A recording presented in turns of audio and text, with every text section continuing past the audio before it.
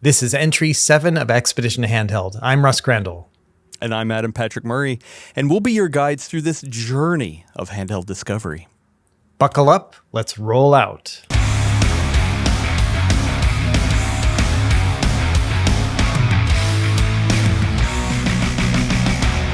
Russ, episode 7, we're here. We're going to talk about handhelds. Yeah, lucky number 7. So lucky you guys for tuning in. Thanks for coming to join us.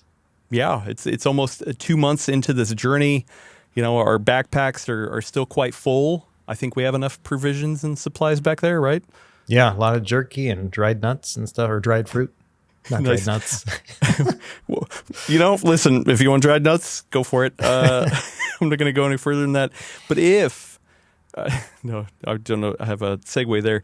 I will say I've been watching the new NASA mission, the Artemis 2. Oh, yeah. And I've been curious about the stuff that they've brought with them, because obviously everything has to be approved and it's yada yada, and you know, the weight and consideration, all that kind of stuff. I was number one surprised that they brought Nikon cameras out there. Ooh, I'm not a Nikon fan, so whatever. But also I found out that this is the cameras they brought out were the Nikon D5s, I believe, and it's the first mirrorless cameras to go to the moon or something like that. I can't remember the exact stipulation, but then I was like, wait, have there been any handhelds in space? Do you think on the ISS they have like a AYN Thor or something like that? Like They probably had I feel like someone maybe had a DS at some point or something. Really? You know what I mean? Like Not a necessarily. Game Boy? Yeah, like not obviously an Ambernick, you know, but like definitely there's at some point, you know, where like maybe the Switch. I mean, that is a handheld, you know. I could see that. Well, I don't know. Like, yeah, I should do some Googling, Yeah. or maybe I'm just going to wait for the chat to correct me. But yeah, like I feel like that would be cool news that we could cover. Right. As if we're like, oh, by the way, I was watching the Artemis 2 stream and the guy whipped out his Mew Mini. his Game Gear or something like that. And I was Nice. like, wow, how many batteries did he take for that thing? Yeah, exactly. You know, I remember reading once, this is years ago, it was a Russian article back when I was like in Russian class, and they talked about how the South Koreans had spent millions of dollars making kimchi that they could eat in space. That was like freeze dried or whatever, vacuum sealed and stuff.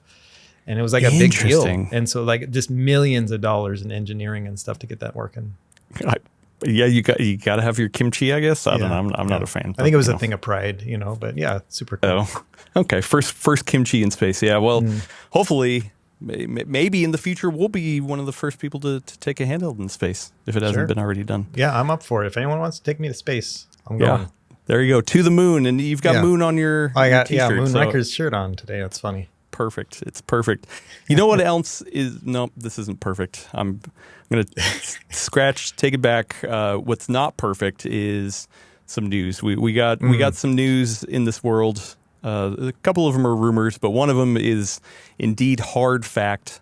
And unfortunately, that is the Lenovo Legion Go 2 has seen a price increase all the way up to starting at $2,000, right? Yeah, that's for the 32 gigabyte model. Yeah, with the Z2 Extreme. That's just crazy. $2,000. It used to be $1,350. And I remember when I made my video, I'm like, this is too expensive. Don't buy it at $1,350. Wait for a sale. And here we are. Yeah. I mean, we saw the Steam Deck go out of stock. We've seen the prices rising left and right. I do feel like a lot of people have asked us questions about buying sooner rather than later, and I'm usually not somebody to try to say, oh, hey, you need to go out and buy something now. But man, it definitely looks like one of those things where companies, especially larger companies like Lenovo and Asus, probably have a certain amount of inventory, and then whatever new inventory that they're getting under these new prices, they're like, well, we just got to raise the price. And so, yeah, I'm just waiting for Asus to come out and say something on their end, any other, maybe MSI will be next with their claw. Yeah, the Legion Go 2 was actually, like, it's been out of stock forever, but it actually went back into stock yesterday on Best Buy. And usually when that happens, it's gone, and that was yesterday. I just checked it a few minutes ago. It's still in stock. Like, I could order it right now, which is the longest I've ever seen it in stock. And that price definitely reflects it. Now, surprisingly, the Xbox Ally, the white one, went down. Like it went on sale a few days ago. So it's usually $600. It went down to $500. And so that's the first sale I've seen on a handheld PC in quite some time. It's kind of interesting. Yeah. And once again, maybe they're probably in this weird spot where they're not selling a ton of them because of the economic situations for everybody. And this is a commodity, or not a commodity, an item that's nice to have. Yeah. Thank you. But then on the other side, they're getting crunched with hardware. It's tough. It's tough. And I think now more than ever, people are going to be holding on to stuff they have or trying to get more out of what they have, which, hopefully we can bring you some tips here on the show. But then also, once again, if you have your eye on something and it's available before the price increases, you might want to think about grabbing it. Yeah. If you can. Yeah. I hate to be like the guy who prompts FOMO, you know what I mean? Like, oh, you better get it. But it really is the reality we're living in right now, And the fact that the Xbox Ally X, so the black one with the same chip, well, it's got the NPU inside of it compared to the Legion Go 2, but similar chip in terms of performance, and only 24 gigs of RAM versus 32, which I don't think is going to be that huge of a deal with a handheld. It's $1,000 cheaper. It's half the price of the Legion Go 2 right now, and that cannot stand. I don't think it's going to last forever, but no. Yeah, it's definitely going to go up at some point. I do wonder, do you think we will ever see a price increase for the Steam Deck? Obviously, availability has been very thin. Yeah. But do you think they're going to increase the price? I do. Part of me thinks that when it comes back in stock, it's going to go up too. I think it's just going to be part of a bigger announcement. Like, hey, we finally got Steam Decks in stock. Bad news is they're $50, $100 more or whatever it's going to be. I just see that kind of happening if they can get them in stock. Well, I wonder if they'll maybe tie it to the pricing of the Steam Machine. Like, oh, hey, we're ready to release the Steam Machine. Here's the price for that. Oh, by the way, it's very inflated, and the Steam Deck is going up as well. So look at the deal you're getting. The Steam Deck is X amount more now too. Right. So I don't know. You would hope Valve, with their coffers of money, would not have to worry too much about increasing price and eat a little bit of the cost. But it's capitalism. Nobody wants to sit here and lose money. So we'll see. Who else might not lose money or might lose money on a venture is OnePlus. We saw a leak of a OnePlus handheld. Which is funny because we have had I think we had a question maybe last episode or the episode before that. Somebody was asking if we think we would see a gaming handheld first version of an Android handheld. And this kind of looks to be it, right? Yeah. We had like the Razer Edge. It was like the first one that I saw of like a company that's actually made a phone, also made a handheld, but this one, OnePlus is a totally different category here. And yeah, they've got this like leaked or dropped photo, and it's just the back of the device, which is kind of interesting to me. I've got a lot of conclusions that I drew just from seeing this, and I don't know what your take is on it, but I'd love to hear yours first. Yeah, I've always been a big OnePlus fan. Like OnePlus 5T was, I think, where my first OnePlus that I used, and like I loved that phone. I've been on a lot of OnePlus phones. I currently rock the OnePlus Open, big fan of that, and so I've always been curious. They've never really marketed themselves as a gaming, right? Like phone, or they've never had like a gaming variant. I guess not that I can think of. Like there's companies out there like Redmi or whatever that have like more gamer ones. Actually, you know what? Magic, yeah. Oh yeah. I did get in the Lenovo Legion gaming phone at the time that it came out, even though I don't think it ever came out in the US. I think it was China only. And I did get that one in. So it was kind of fun. And also, back in the day, I reviewed that very first Razer phone, and I loved that thing. Like I said, that was a monumental step in phone technology, and it just so happened to be really good at gaming. So yeah, this is a weird device by the look of the render, which who knows if it's actually true. I actually have a little bit of hesitation to call this something real, and we can get into in a second. But it has some weird features. Like it still has dual cameras around the back. It has kind of a little bit more textured grip around the sides, which do not appear to be snapped onto the device itself. This doesn't look like a phone that would have an addition that would snap onto it, right? Right. Yeah, no, this looks like one piece. I mean, the center part does look kind of separated from the rest, but it does, it looks like it's either slots in or it's just kind of built like that. And it's really unique. I mean, it's kind of got like this faux leather on the outside on the grips, and how is that going to hold up over time? But it's interesting you say like that, you're not sure if this is real, because that's just kind of like the world of AI that we live in now, where it's like sometimes these product photos like look so real that it's hard to kind of tell. But for my part, I think this is really interesting, but I don't know. Yeah, I think I tend to lean that this is not real, and I'll tell you why. There's a link in the description if you want to go see the render. If you look along the right side of the photo, you'll see the ports for what appears to be the SIM card tray, the USB-C port, and then the opening for speaker grill, which those actually do look like speaker grills that OnePlus uses. Like it's a very distinct oval kind of shape, but it's at a weird angle. Like it doesn't look like it's the correct angle that you should be viewing it at. Like, so that looks a little weird. Also, it appears that it has shoulder buttons at the top, but then it almost looks like from our perspective that it also has trigger buttons further down. Yeah, but that wouldn't be the case. It would be the other way. If there were triggers, it would be the other side. So it almost looks like AI is trying to infer that there's shoulder buttons and then triggers behind it. Yeah, but it wouldn't make sense because that's the screen side. So I don't know. Something looks off.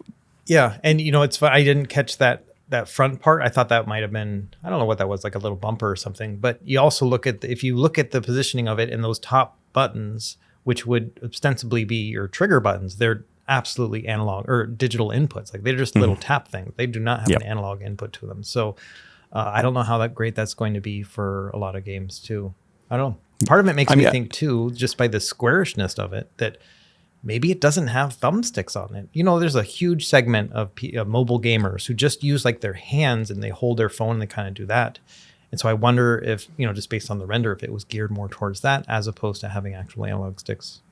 I mean, probably, if I had to guess. I think you're right. If this does come out, I don't think this is going to be an emulation device.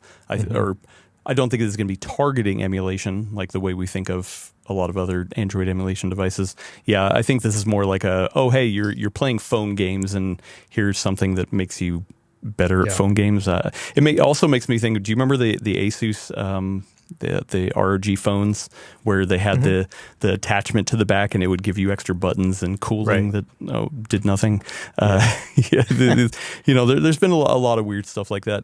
I will say the texture of the back actually does remind me of the OnePlus Open. I have the version that has the textured back, which really? I really like. So like it has a couple things like that, and the actual speaker grill like look like things that would be on a OnePlus phone, but then there's other things that just feel off, just feel weird. It's quite thick too, and you'd think if it was this thick, it would have cooling, and I don't see any sort of cooling going on in here either. And so, I mean, unless internally it's a thicker phone and it has vapor, multiple vapor chambers and liquid metal and things like that. I don't know. I think the last part that makes me wonder if this is real or not is that there's a lot of rumors that OnePlus as a company is hurting right now, and if they're maybe considering getting out of the phone space in general, who knows? Then I mean, this thing wouldn't come out. I doubt they would then pivot to this or try to put something out like this while they're struggling. Who knows? This seems like it would be something of a, oh, hey, you know what? We're doing so good in our normal phone business that we'll just release a one-off like this. It's not going to do huge numbers, but it'll at least get interest in the brand. Yeah, it's not something like, we're on our heels, like we're on the back part of like, I can't remember, part of the ring, right? You know, like a boxing match. Let's go ahead and do something really risky right now, you know, and try a whole new form factor. And so, yeah, I totally get that. Or maybe they saw, you know, the amount of AYN Thor sales lately on Instagram or something, and they're like, oh, this is an untapped market. I mean, that's the thing. Ultimately, I do think it would be really interesting to have something come out that's Android based from a major company that is emulation first like this, right? What's the largest manufacturer that you can think of that it's Android based and it has physical controls that are meant for emulation? I don't know about meant for emulation, but there are like the Logitech G Cloud, you know, it is a streaming handheld, but it allows you. I mean, it's just an Android tablet, you know. True. That's probably the biggest one, which is amazing. Like they still are selling that for like $250 here 3 or 4 years later, which is crazy. But yeah, I mean, that's probably the biggest one. I bet you pound for pound, that's probably been the highest selling handheld of all time, you know, besides Switch and stuff like that. Yeah. Okay. All right. Well, something that I wish would be one of the most selling handhelds of all time, but is still relatively small in the grand scheme of things, is the Steam Deck 2, or the Steam Deck in general. There's new fresh leaks about the Steam Deck 2, and man, I feel like this is like one of those things where it's like, oh, hey, great, another Steam Deck 2. Rumor. I remember, what was it, late last year, everyone was convinced that they were ready to announce a Steam Deck 2, and that came and went. And of course, I don't know. What's the rumor this time, Russ? So they're saying now that you know, the Van Gogh chip that was on the Steam Deck 1 was a custom chip that was made for something else. I can't remember, from Microsoft or something, and then. It was the oh man, I had it at the tip of my tongue. It was Magic Leap. It was the Magic Leap AR device. That's it. And so it was supposed to be used for that, but then Valve was like, oh, we'll take it, you know. And so custom APUs like that are somewhat rare, you know, and at the time that was way ahead of everything else, you know. And now they're saying that instead of doing the same thing, we're going to use a semi-custom APU. This time, they're just going to use an off-the-shelf one. So think about your Z2 Extreme or whatever, you know, the Strix Halo component one, something like that for the Steam Deck 2. And I think the idea behind it is that it just makes it more accessible and easier to get if there's any shortages. And I don't know. Like for me, we talked about it a bit on the Nerd Nest podcast about whether or not this is viable. And I think, I don't know. My thought is that they just probably haven't found a chip that they're happy with yet. That's kind of like the way I'm getting the feel of how this is going, because they seem to be pretty choosy about this kind of whole setup. I don't know. What do you think? I mean, whatever. In terms of rumors of the hardware itself, when it's going to come out, I don't know. I'm one of those people who's just not a big rumor guy anyway. When something comes out, we can evaluate it, we can talk about it. But rumors, I don't know.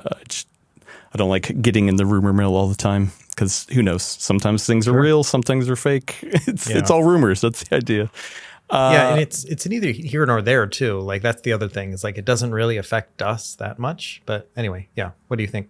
Yeah, I think moving to off-the-shelf components actually makes sense. I think what they did with that custom APU on the Steam Deck, it was probably just a circumstance that worked out for them. Yeah. Oh, hey, AMD has a real big lot of these custom APUs. It's cheap to manufacture or something, you know, who knows the exact details. But they were like, okay, cool, it just so happens to benefit us. Let's do that. But then if you're trying to design a custom APU from the ground up, yes, you get the most performance or tailorization to your experience, but that's going to cost more. Not only for Valve, but then also that means AMD is going to have to allocate whatever new process or whatever new Steam Deck, you know, is for that kind of process. So I actually think it makes more sense for both companies where they're at now with a potential Steam Deck 2 to just use off-the-shelf components. I mean, AMD probably has enough of them because it's just something that everybody's using. And Valve doesn't have to worry about having the cost of that. And like you said, the shortages. But also, I think the last part of it, and why they're doing that with the Steam Machine as well is that this gives a platform to target that is accessible by other manufacturers.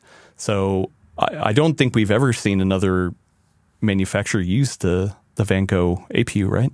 The Z2 Alpha, which is in the white Xbox, is essentially the same, right. but it's but clocked a little bit higher, and of course runs Windows, so you'd have to put Valve or SteamOS on it. But yeah, that's probably the closest we've seen, and that's actually, it's interesting you say that. It's like, oh, it'd be great for other people to target, but for me, I'm like, what? Then we're gonna see copycats, like that. That's my kind of worry. Is I liked how the Steam Deck was kind of unique in its own kind of way. Probably not great, I don't know, maybe for the overall consumer, just the whole space. But it was cool that they had their own chip and it was ahead of the game and cheap, that was really cool. But yeah, I'd be interested to see how that falls out if they use something that someone else could use too. Yeah, well, because I think that these companies should not try to target too much about performance, right? And get confusing with what chips and DRAM speeds and all this kind of stuff, because that can change and that can get confusing. Like, sure. I actually like the idea of having a chip that is almost kind of ubiquitous across a lot of different devices, handhelds, consoles, PCs, that is roughly the same power kind of thing, and developers can kind of target for that. And then really the differences that you get per device are other things. Ergonomics, how many buttons, does it have trackpads or not? Does it have a better screen, a bigger screen, a smaller screen? So like I don't think it's good to have something that's very bespoke to target against, because then it only really applies to that thing.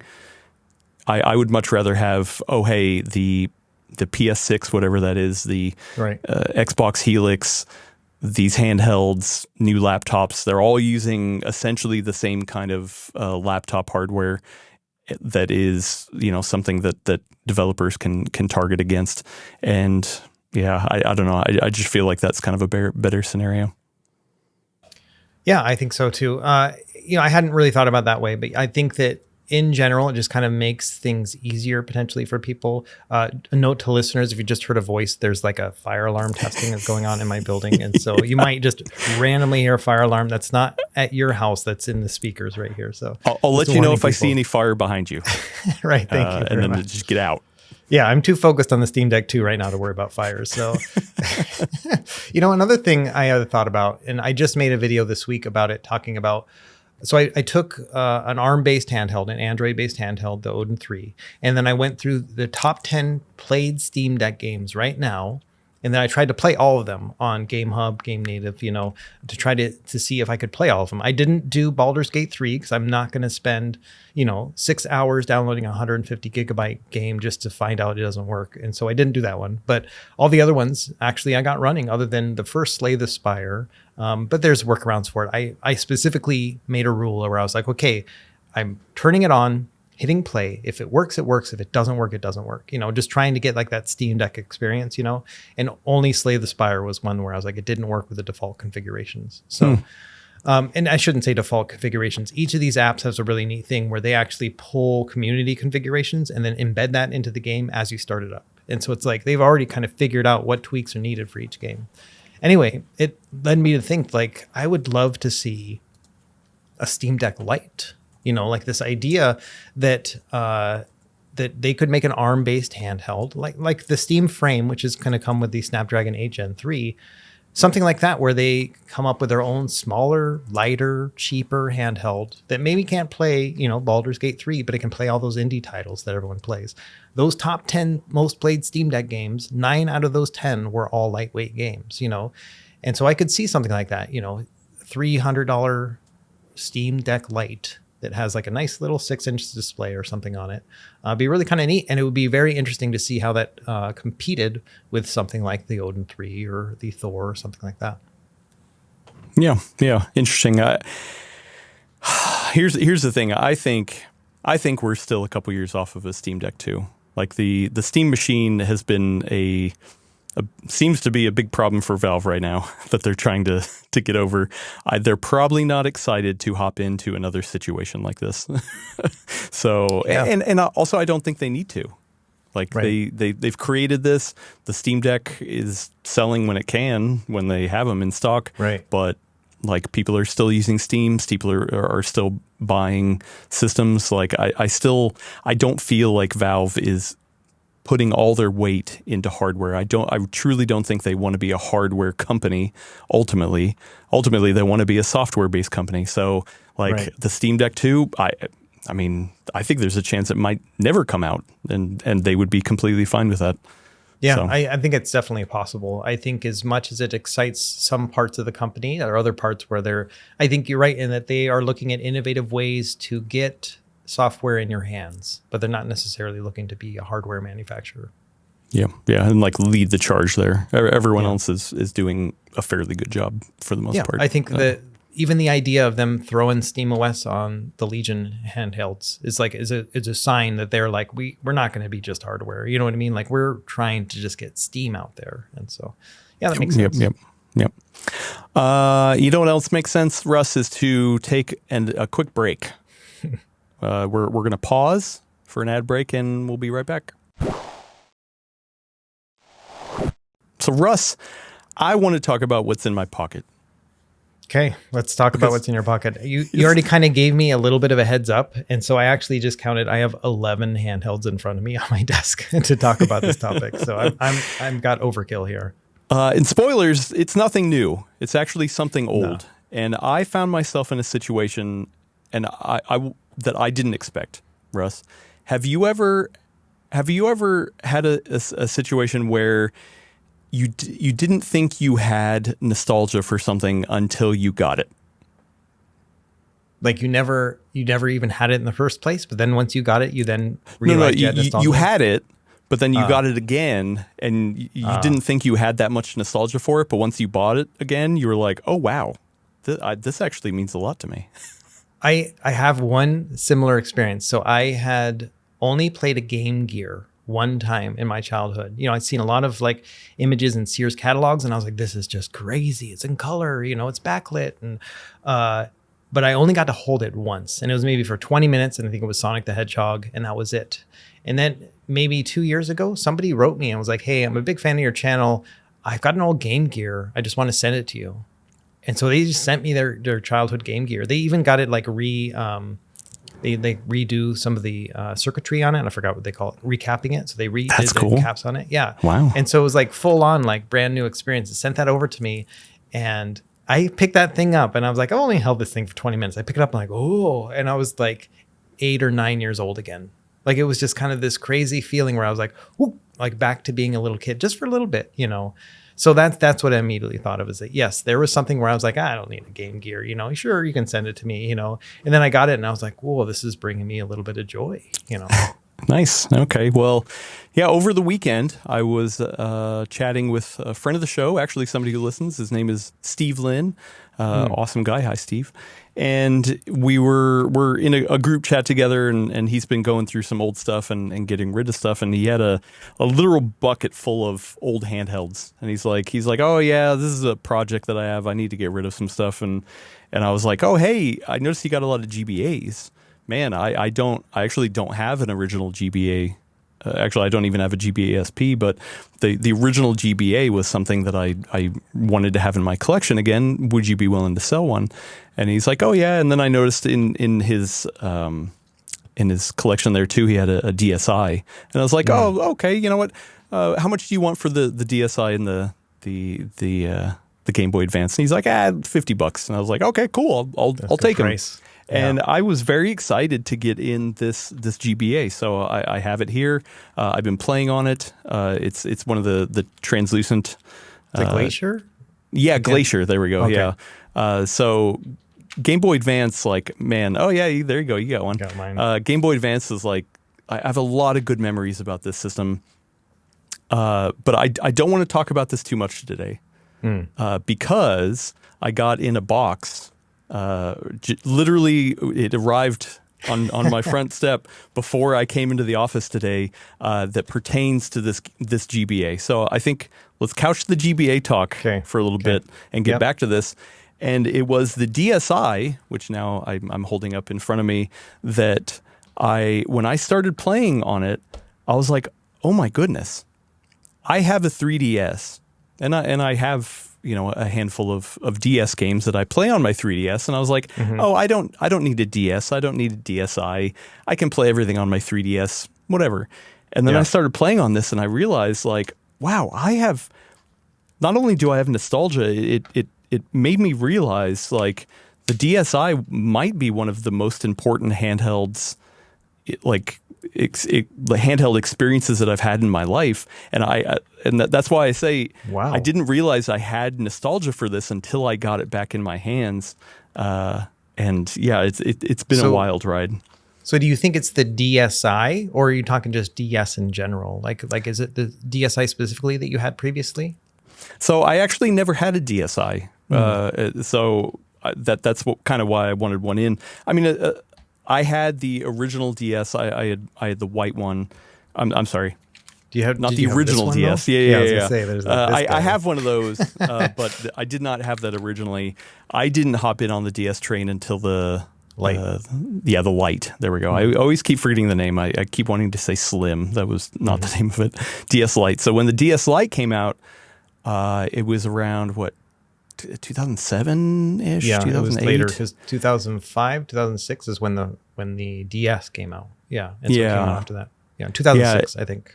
Okay, and so I don't remember specifically the circumstances of buying the DS, but when I did, it was a time in my life where I was taking the bus to work a lot. It was kind of a long bus ride, and also the job that I had at the time, I was I don't even remember the name of it, but I worked in a mental hospital that was connected to a full hospital.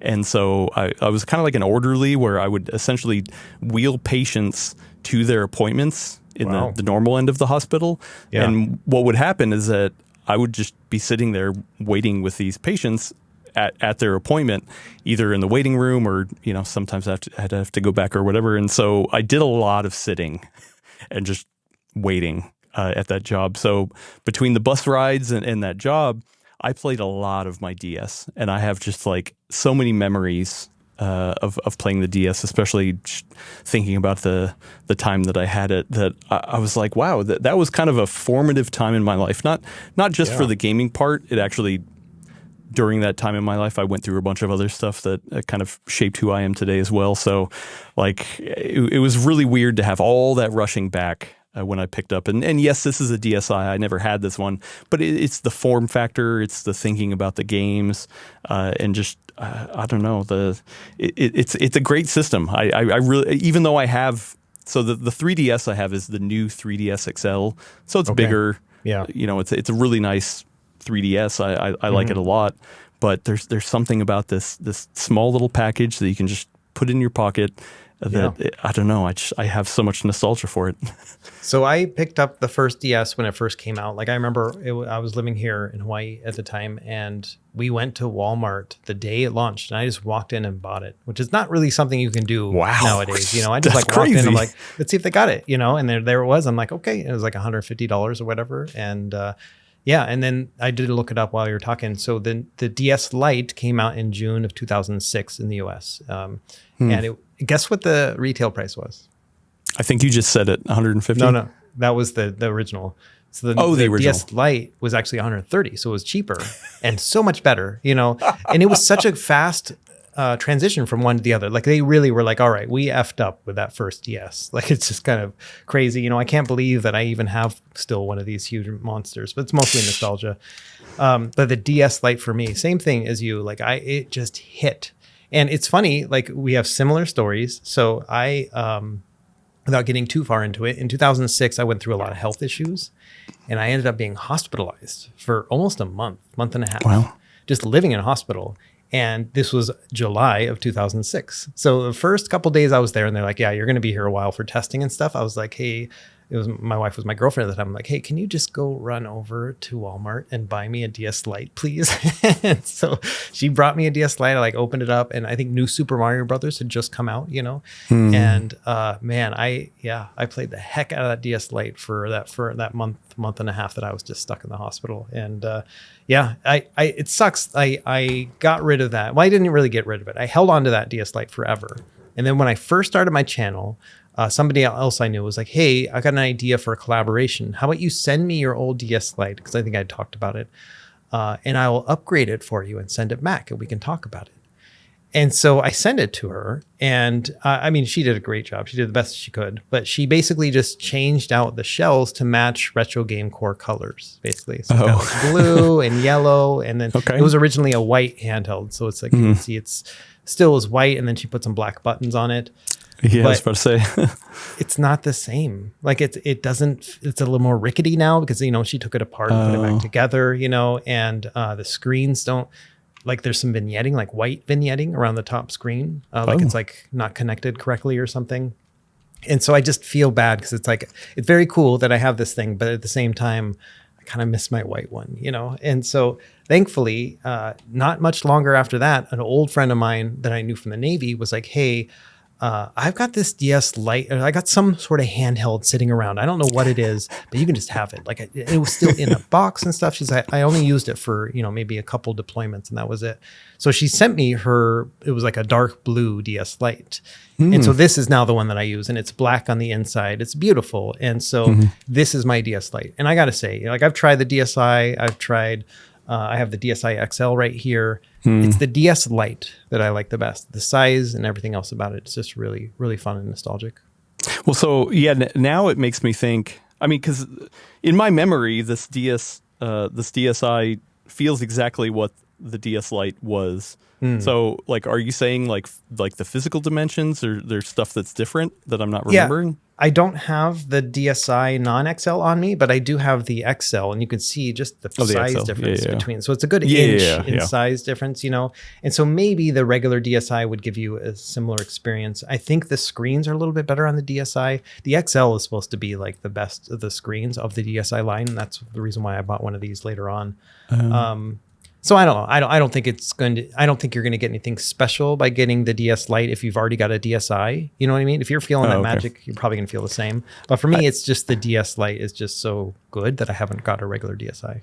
I mean, I will say the one thing that in my mind, like it trips me out, is that it doesn't have the slot for the GBA. And I remember that's why I never got the DSi at the time, is because I had the DS Lite, and the improvements that they were talking about for the eye wasn't enough for me to counteract losing the GBA slot.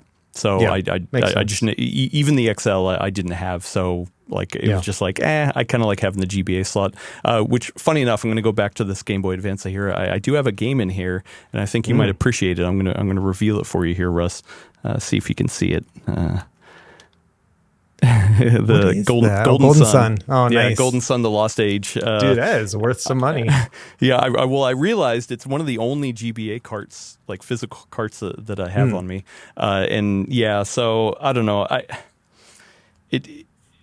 Like I said, it really tripped my mind. I thought I was okay with my new 3DS XL. It can play DS games. Why would I need, you know, a Lite? And then now that I got this DSi, because like I said, I was mostly buying the Game Boy Advance, but I was like, how much do you want for both of them? And he's like, oh yeah, I'll give you a good deal for both of them. If he would have came back with a higher price, I might have just skipped the DSi. But I'm so glad I didn't.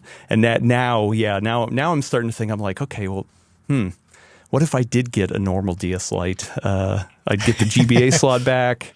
You know, like maybe it would be a little different. Yeah, it's been cool. So I do have a handful of games that I've been playing on this.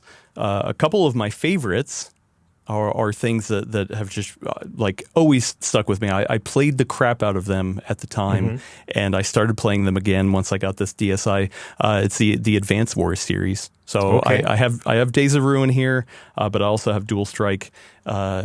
Like all the Advanced War games, I love them. I know some people don't like Days of Ruin, but I actually really like Days of Ruin. Does it have that same peppy feeling as the other Advanced Wars? No, of course not. But I still think it's an amazing turn-based strategy game. So like I've just been burning through that again and just being like, oh man, this form factor. Usually I don't like small screens. But like something about this, I'm just sitting there playing, and then I'm just like, oh look, I'm a little cozy boy playing my Advance Wars. What are some of your favorite DS games?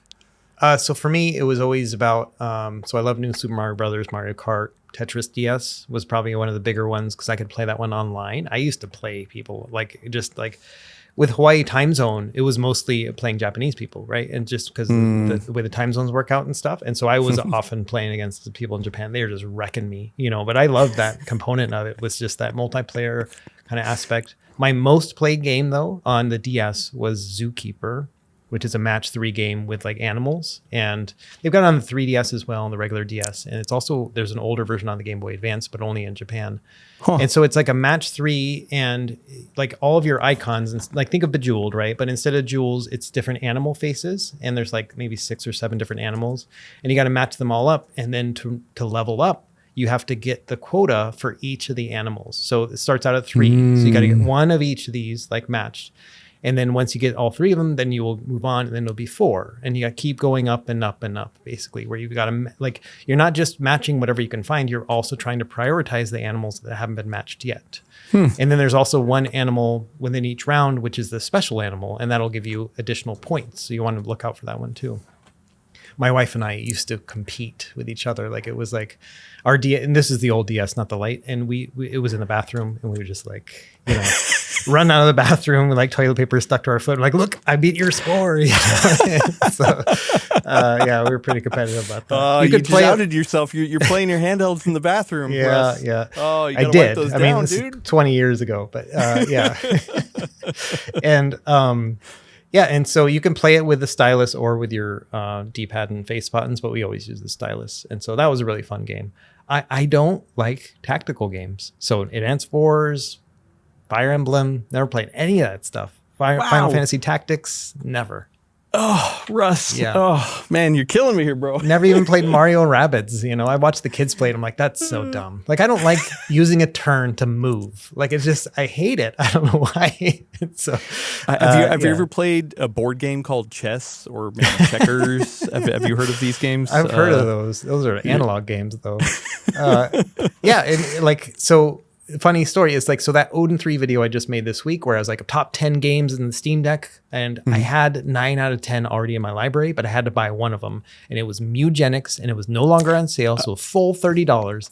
And I started this game, I'm like, I don't know what it's about. I think you combine cats, right? It's a freaking turn-based tactical game. I had no idea. So I'm playing it, I'm like, okay, this, and so my footage in the video is just the tutorial, because that's as much patience that I have for it. Russ, like, man, I don't think we can be friends. Oh, this is horrible. I don't know why I don't like it. Yeah, it's just, I don't know what it is. I don't know what set me off about that. There must have been some game back in the day that I played where I was just like, I don't like this like energy points kind of system, where you've got so much energy, you can use it to move or you can use it to attack. I must have played some game where I was like, I don't like this, and I just never played any others. Okay, all right, fair enough. I feel like one of the reasons why I played a crap ton of Advance Wars at the time was it was. I feel like it really matched the aspect of the DS where you take a turn, and if you need to, you just hurry and close it. And when you open it up, it doesn't matter. There's nothing timing that could mess you up. You're just smart. Still on your turn kind of thing. So I feel like it's one of those things that goes hand in hand. And I realize Advance Wars came out on the Game Boy, so it's not, or I'm sorry, previous to the DS. But I feel like when it came out on the DS, that's when like it kind of hit its stride because of that. But you mentioned playing with Japanese people online, and it made me think of one of the other games that I played the crap out of, which I actually do want to get a card of. I don't have anymore. Is Planet Puzzle League. I was a huge fan of Tetris Attack on the Super Nintendo, and when I found out that it was essentially a puzzle league game, I got the DS version, and it was one of those ones that you hold it like a book, and then with your right hand you play on the touchscreen. And I remember I started playing online after I had gotten it, and almost everyone I played with had some sort of Japanese name, and they would just like totally crush me. And I'm just like, okay, well, this isn't much fun. But did you ever play? So the other series I played through the whole thing was all the Ace Attorney games. Like that was like I don't know what it was about the DS, but it was such a good fit for me because I could lay in bed like on my side and then just play that. Like and just kind of touch. Like I didn't need the stylus. I didn't need to use the buttons. I would just kind of touch through the whole thing. I probably spent 8 months or so playing through all those games, just one after another every night. There's a lot of went to them. bed. Yeah, and really great memories of that too. I always thought I would get into like the Professor Layton games, but they required too much thinking. Like I was like, no, I'm supposed to be getting ready for bed here, and so I could never latch on to those ones. But Ace Attorney, yeah, I played all of those back then. Yeah, and it's one of those things where I go back and play a bunch of older games, and for whatever purposes we have, either testing or just nostalgia, and it is over the past couple of years I've noticed that there are certain libraries, or I should say ensembles of games based off of the different handhelds out there that I have different affinities for. So in my mind, the Game Boy Advance was a big deal. I was there early with Game Boy Advance, the original one, and like in my mind I was like, man, I had so many cool games. I used to play a ton of them, and then going over the list again, I was just like, oh, actually, you know what? There aren't that many games that I just like have a huge nostalgia for. In my mind, it's like this huge library of amazing games, but like there's only a handful of them. Or I shouldn't say a handful, like a dozen or so kind of thing. But then when I went to look up the DS library, because I was like, okay, well, I think I have about a handful of carts already, but I want to collect some more. Yeah. And I was just like, oh my goodness, wow, there's so many games. Oh wow, okay, this is a library that exceeds my memory of being like vast, and like just so many that I've good crazy memories of. There are so many like slop games too, but there are, I think, over 1,200 total releases on the DS. It's just insane, Another thing, I don't know if we want to talk about this, but like, the DSi is unique in that it has a micro SD card slot. And so you can, hack it, jailbreak it and stuff, much like you could with the 3DS as well, which is something you couldn't do with the DSs. You had to use a flash card. But true. Yeah. Just another aspect. So funny enough, I never had an R4 card. I always heard about it, but I always felt like, oh, come on, that's you're pirating, you're making it so that you're not supporting the people who are making the games, sure. That kind of thing. And so I actually never owned one at the time. Recently I've picked up some stuff, but I did in the course of messing around with the DSi. I was looking at mods, because that's spoilers. That's one of the things I'm going to do to the Game Boy Advance. And I was like, okay, are there actual mods for DSs and DSIs out there? And yeah, the most popular one that popped up software mod wise was loading on the what is it called? It's not Moonlight. I forgot the name of it. But yeah, so I ended up formatting a SD card and putting it in here and jailbreaking it. It was actually really easy. I found a tutorial, which I'm going to link down in the description. A really cool guy that I had never seen his video before, and unfortunately I didn't save it, so I don't remember the actual video's name. But he like stepped through all the stuff. It was a really good tutorial. It made it easy to load it up and then just start loading some games on there. Like I said, there are games that I want in my collection, especially now that I have this again. But there are games like I'm thinking, oh, hey, I want to try out that game that you just mentioned, the Zookeeper. Is that what you said? Zookeeper, yeah. Where it's like I like downloading games to just be like, okay, is this something I actually want in my collection or not? And yeah, so like I do have that set up, but it's just one of those things where like I'm not gonna rely on it personally, but it's nice, and it was easy, and like it's on the SD card, and you don't got to worry about actually physically modding anything, right? Which is nice. Yeah, I've had R4 cards over the time. There was a time back in the day where like they could expire. Like they had they called it like a time bomb on them, and it would just like once it reached a certain date, they would no longer work, and then you had to work around and stuff. Yeah, really interesting. But yeah, for the most part, I used to just play with the games themselves, and then I did get an EverDrive for GBA, and so I could do that on my DSs, which was kind of cool. I forgot about that. And then one of the cool things about a flash cart, though, is that you can run emulators on it. So there are like Game Boy and NES and Super Nintendo emulators that you could play. Super Nintendo was like not many games, but NES could play most all of them. The problem was the screen on the DS was so low resolution that just didn't look good, and that was even before I got into like emulation handhelds. I was like, this doesn't look good. Something's wrong here. You know what I mean? This is like way before starting a channel. And I was like, I don't want to play Tecmo Bowl this way, and so that said a lot back then. But the DSi is a more powerful device than the regular DS. That was another thing. And so you could run those emulators better on a DSi than a regular DS. Yeah, on this this jailbreak that I have, and I finally found the guy whose tutorial I used really good. Is Mr. Stevens Retro Corner. It's a tutorial from 4 months again. Yeah, so I'm going to put a link to that video. It helped me. I really liked his vibe. He was chill, just explain some stuff. Yeah, he has like a background in theater. And you can kind of hear that when he talks and stuff. Yeah, he'll do reviews and it feels very much like I'm watching a one-man play. Okay. Yeah, that makes sense. And so it's been fun to mess around with. Yeah, and going back to that DS Lite too, I actually did play a lot of GBA games on this too. So Final Fantasy VI Advance, I never finished it, but I got the furthest I've ever gotten was on a DS Lite. A couple others like Chrono Trigger and stuff, and so that was always really kind of neat because I didn't have a Game Boy Advance. I didn't ever have that console. Oh, really? Yeah, and so that was my way of catching up. Was basically okay. Now I can finally play some of these other games, and so I picked up a bunch: Mario Kart, Super Circuit, stuff like that. I had never played any of those.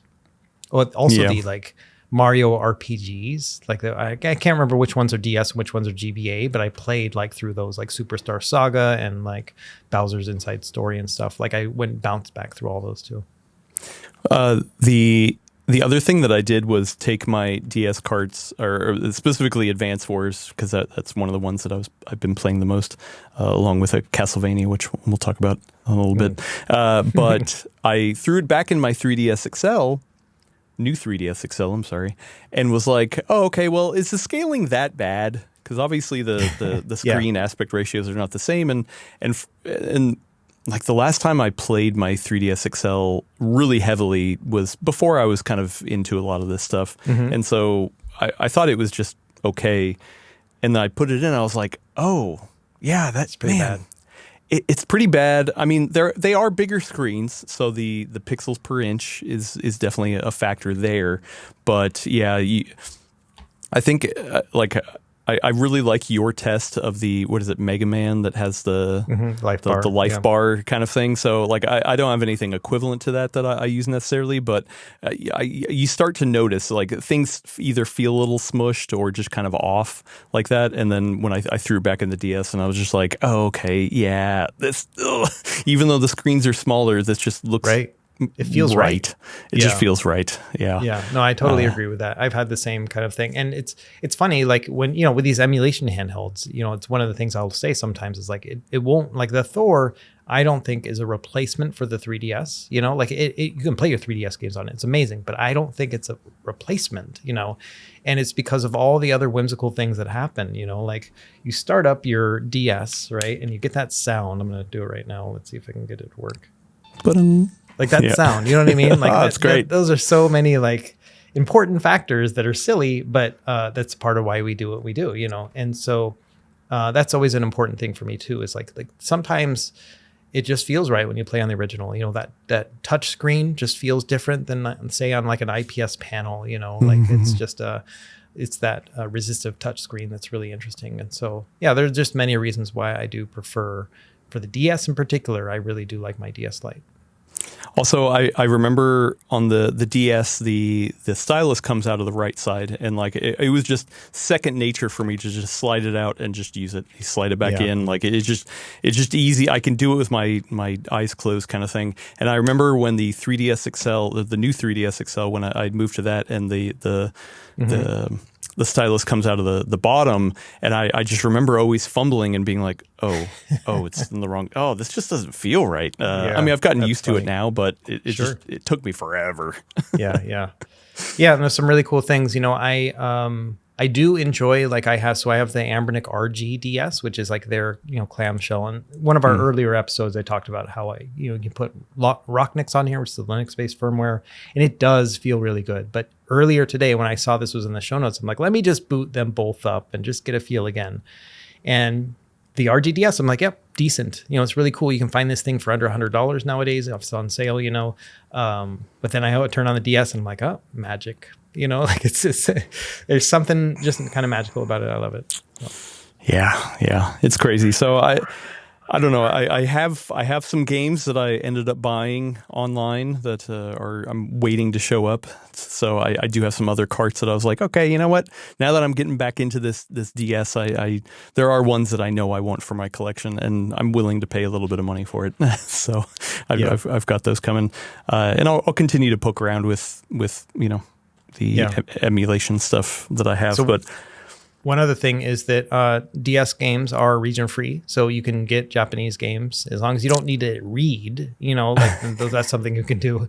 And so, that's something I've done. Like in Japan, I'll be like, okay, it's $5 for New Super Mario Brothers, where it's like $50 here. Like I'm just gonna buy it, even though I've already got it. Like it's just like super cool to have that in the box with the booklet and everything else for $5. Like I can't say no, And so that's another thing. Actually, hey, we're gonna be.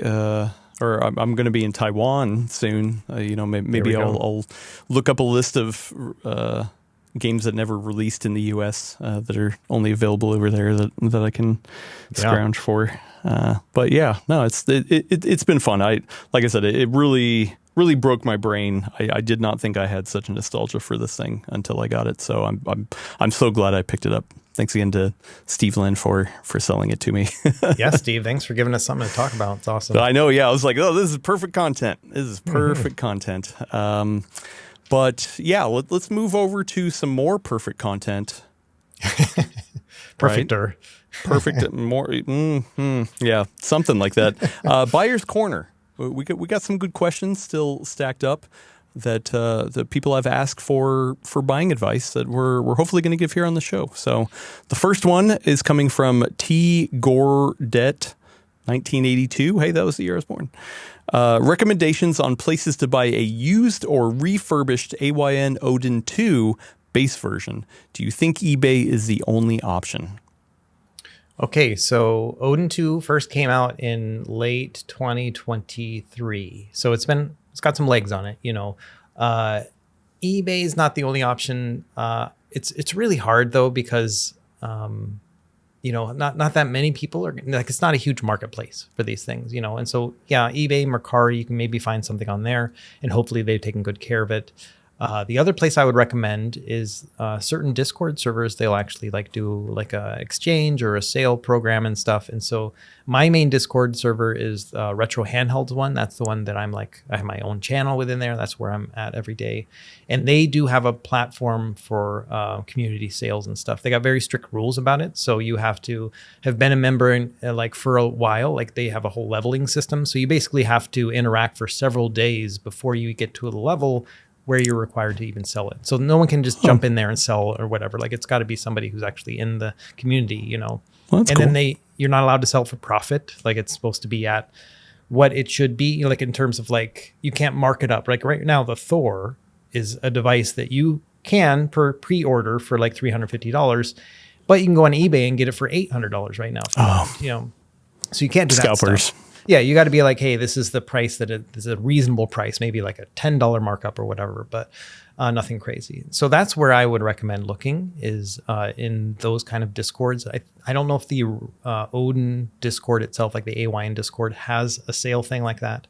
But that's kind of the best way I've found, is to find like-minded people. And maybe somebody's, looking to offload something that they have. The thing about Retro Handhelds, folks, is they often have more handhelds than hands. And so maybe they're going to be willing to get rid of it. I don't know. You can have mine. I love mine. So sorry. What do you think's a reasonable price for the Odin 2? Ooh, gosh. I would say $200 to $250 for the base model is about what I would expect to pay right now. Because because it's a Snapdragon 8 Gen 2, same as like on the Thor and the Retroid Pocket 6, and those are each going for, the Retroid Pocket 6 is the cheapest 8 Gen 2 handheld, and that's around $250. So that's kind of what I would expect is like $200 to $250 altogether. Okay, all right. And do you think there's something? I mean, it sounds like they want the Odin 2 specifically. They didn't necessarily give a reason why. But do you think that actually, if maybe they can't get their hands on one, that you think there's something else that maybe they should look at? Yeah, I honestly think that as long as you're okay with going down a 1/2 inch in screen size from 6 inches to 5.5, the Retroid Pocket 6, similar price point, but an OLED display that goes up to 120 hertz, same chip, like that for me would be the easiest recommendation. And then also the only Odin 2 that's still being sold right now is the Odin 2 Portal, which is the larger version, 7-inch display, but 120 hertz, same chip. And that's also OLED. And that's on sale right now for $250 on the AYN website. So around that same price point, but there's quite a backlog because a bunch of people ordered those Odin 2 portals over Christmas time and stuff. And some of them are still waiting for theirs to be delivered. So wow. It's like you're going to get on a waiting list for those ones, whereas maybe finding one used might get in your hand sooner. Okay. All right, cool. Let's move over to the next one from Bamf Snicked Whip. They told me it has something to do with comics, so it was kind of fun. I am strongly considering upgrading my existing Z1 Extreme Ally with the Xbox Ally X, and I want a 2025 ROG XG mobile eGPU to go with it. I believe this would be a setup I could use happily for years to come. However, the XG mobile seems to be out of stock and out of production. What do you think of a handheld plus eGPU combos in 2026? Is it worth the money? And are there any eGPUs that are available today which you can recommend? As a side note, real quick, they did reach out to me because they have an update to that. They said, you should know that since I posted that a week ago, I did buy an Xbox Ally X, so congratulations, and I'm happy with it. I got it in excellent condition open box at Best Buy for $130 off. Woohoo! I decided to buy it because the Legion Go 2 price increase. Yep, we talked about that. Yeah. And I believe it's only a matter of time before Asus raises the price as well. I don't think a major upgrade to the Z2 Extreme will come for another year or two. Good point. All good points. So they have an Xbox Ally X in their hands already right now. The XG Mobile, do you know any status updates? Have you heard from Asus about that? I just checked. It still says out of stock. One of the things you can do is you can go on the Asus website and then there's like a notify me thing. And so you can do that and then they'll email you when it does go into stock. The only time I've heard about stock was when I was prepping for my video, which was a couple months back. And I said, hey, this thing's out of stock. And he's like, just make the video and good things will come, basically. And like 2 weeks later, it was back in stock. But that was the last time I heard any good stock happening for those, unfortunately. Hopefully we'll see more of them. I think in general, like this is my favorite eGPU setup right now. I've got my 5090 XG Mobile 2025, and then I've got it hooked up to, I basically swap between two different computers. I have my Xbox Ally X, which is still like, I'm being very stubborn and keeping Windows on it. It's like my one handheld where I've still got Windows going on it. And that's good. That's good. Yeah, my ROG Flow Z13. And so those are like the two that I hook up to that. And I love it. Like just the mobility of it, being able to take it around. And then when I'm ready to rock, I don't need an additional computer. I just plug it into that and then I can play something else. And so, yeah, that's kind of like this past week, I've been playing Resident Evil 4 Remake. So I can do it, very low settings on a handheld and then just jump into it on my desk and play like that too. Okay. Yeah. So, I mean, between the two, they don't really say what they're aiming for, but do you have an opinion between the 5070 Ti version and the 5090 version? Yeah, so they surprisingly they both had similar performance when I test, because I had both to test at the same time. So when I did my video, they both had similar performance, but the 5070 Ti was like right at the cusp of like what it could do. Basically, the 5090 was just being limited by bandwidth, even though it was Thunderbolt 5. None of these are Thunderbolt 5 handhelds, right? And so we're losing some bandwidth right there. And so it felt to me like the 5070 Ti is good right now and obviously a lot cheaper. The 5090 felt like it's going to be something that'll still be very good years from now if we get more Thunderbolt 5 connections into handhelds and tablets and stuff. I mean, it sounds like they want to hold on to that Xbox Ally X for a while, though. So Right. I wonder if by the time they're not happy with the Xbox Ally X anymore, maybe the eGPU is also kind of Yeah. lingering. No, I think it's fair. And when I think I mentioned this in our other eGPU talk, was like when I was sending them back, I said, hey, can I please keep the 5070? Like that's the one where I feel like it's the best fit in terms of price and what I want to test later on. And they said, no, it's too much in demand. You can keep the 5090. And so that's why I have the 5090. I would have picked the 5070. Yeah. So I never tried that XG Mobile, the new one, the Thunderbolt 5 based one, for the reason that you said that it was. I tried to get one in, but they were a hot commodity, so I was never able to get one in for testing. But I do have the Gigabyte Aorus RTX 5060 Ti AI box. I actually want to do a video on it, and hopefully it'll be up next week over on the PCWorld channel. So that one has a 5060 Ti 16 gigabyte version. And it starts, I mean, the MSRP is $700. So the jump from the 5060 Ti to the 5070 Ti, I think that one on the Asus website was $1,400 or $1,300. I can't remember. So, I mean, we're talking about, almost double the price, and the performance between a 5060 Ti, or a 16 gig, and a 5070 Ti is not double for sure. I mean, the 5070 Ti is more powerful, but I would actually say if you don't want to spend an arm and a leg for the top end version, then this 5060 Ti one has been great. Like it is, and I should back up. The 5060 Ti in here is the desktop version of the GPU, not the laptop version. Right. Which I think the XG Mobile, those are laptop variants. Both mobile. Yeah. Yeah. Exactly. Yeah. So that's a big difference. So actually, now that I think about it, I wonder if the mobile 5070 Ti actually performs the same as a 5060 Ti desktop. Which means that if that's the case, then I mean that's a lot cheaper of a price. Yeah. And I would probably recommend that one. Yeah, that's a really interesting prospect. I mean, you obviously size. I'm assuming the Aorus is much bigger than the XG Mobile. I saw it in person, but I just can't. No, it actually is not. It's kind of like really? like a VHS tape kind of thing. I think it's a little thinner than the XG Mobile. I think it is taller, like longer, more rectangular. But yeah, so it's actually. I mean, from what I remember, like I said, I didn't get the XG Mobile in. I just remember playing with it when we saw it at CES, I think it was. But yeah, no, they're actually very comparable. It's got extra ports. It can actually be laid flat, or it has a little stand to put it vertically. That's interesting. I never thought about it flat. That's interesting. Actually, I think the only other difference is the XG Mobile has a built-in power supply, right? Yeah, it does. Yeah. So it's just like a single cable. Okay, yeah. So this Gigabyte Aorus does have an external power supply. I believe it's like 330 watts. So just kind of a normal big laptop brick kind of thing. So like I don't know if that sways it or not. But also I guess maybe all this is moot because I don't know if the Gigabyte one is even in stock anywhere. I'm looking at Micro Center 700. Or it's out of stock, $700. Yeah, so I don't know. I have like my spoilers. My review of this Gigabyte one is going to be really good. I appreciate it, and I think if you're going to look at integrated solutions, meaning eGPUs that you're not slotting a GPU into, like it's the best one that I've tried.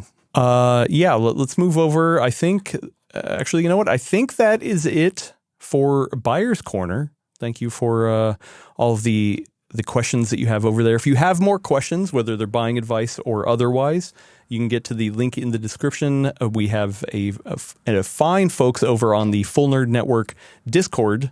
There's a channel in there called EH-questions. You can get questions in there, whether it's for Buyer's Corner or just random other kind of questions. So now I think let's get to a couple more questions, just random off the top of my head. But before we do, let's take another quick break. All right, we're back with some questions, and we got some really good ones. The first one I want to get to is from friend of the show, Retro Sean, asked, with some Windows handhelds being abandoned by the OEMs for drivers, but thriving under Linux, will we see people giving up on them and selling them on the cheap? And then savvy buyers aren't afraid of turning them into SteamOS machines, could upgrade them, quote unquote, by putting Linux on it. What do you think? Do you think we're going to see a flood of Windows-based handhelds on the market that people can then put Linux on them?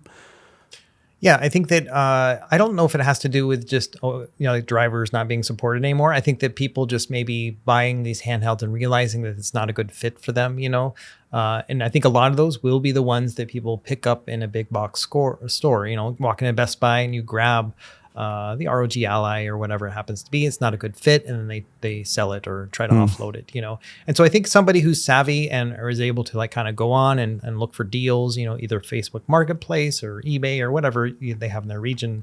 Yeah, you're going to be able to find some good deals. And I think that I totally agree that putting Linux on some of these things will breathe new life into them, So really kind of a fun way to kind of jump into that. We're always talking about retail prices and, what's available right now and stuff, but there's a whole market out there for used stuff. And we talked about that last episode as well. Yeah, I've actually been on a little bit of a journey over on my other podcast, Dual Boot Diaries, where two longtime Windows users are learning to use Linux daily.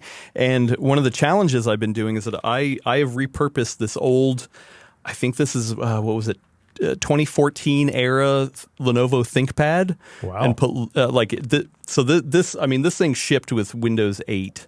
So that's how you know how old it is. And it will not get Windows 10. The hardware is still good.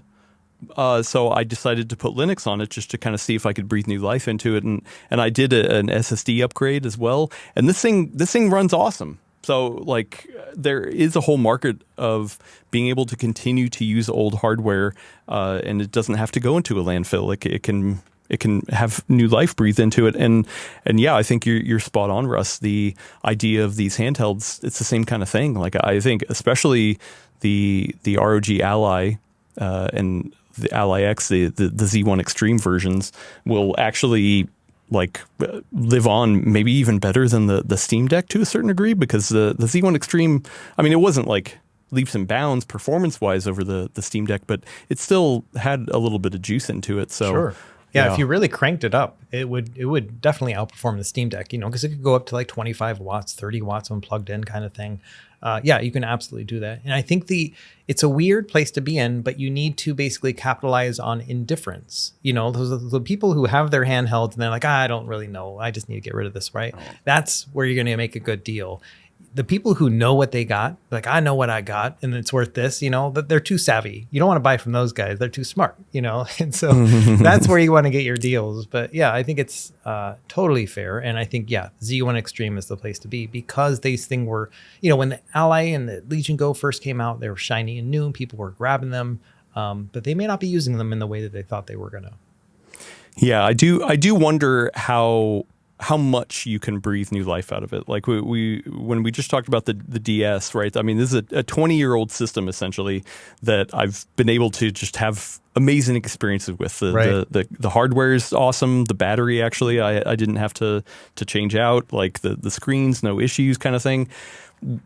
In 20 years time from now, could you still pick up an ROG Ally and have a good experience on it? No, I don't know.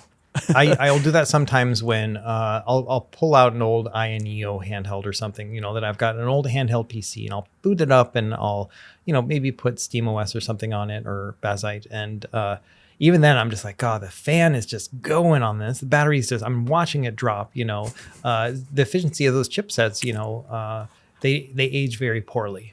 Like compared to something like the DS, which is just encased in its own little like Michael Jackson like freeze chamber, like this like little chamber, like it's like Disney's head kind of thing, right? Where it's just in its own bubble, I'm trying to think of people with like cryogenic I don't sleep understand this analogy you're making, but but I'm saying it's locked in time, like Disney's head, and so that's kind of the idea I have here. So. The DS, just like Walt Disney's head. Yep, right, you heard it right here. Oh my gosh. But yeah, that's kind of what I'm getting at here is like it's frozen in time. The games aren't going to require more additional like juice or anything. The OS is not going to become more demanding because of new widgets added to it, and so I think that that's just kind of one of those things where it ages better on older hardware like that. It's stuck in time compared to a handheld PC where I feel like they don't age as well. Yeah. Interesting idea, though. Good, great question. Another question comes in from Porsche Mad 911. You guys get to play with a lot of new and shiny toys, which is great fun.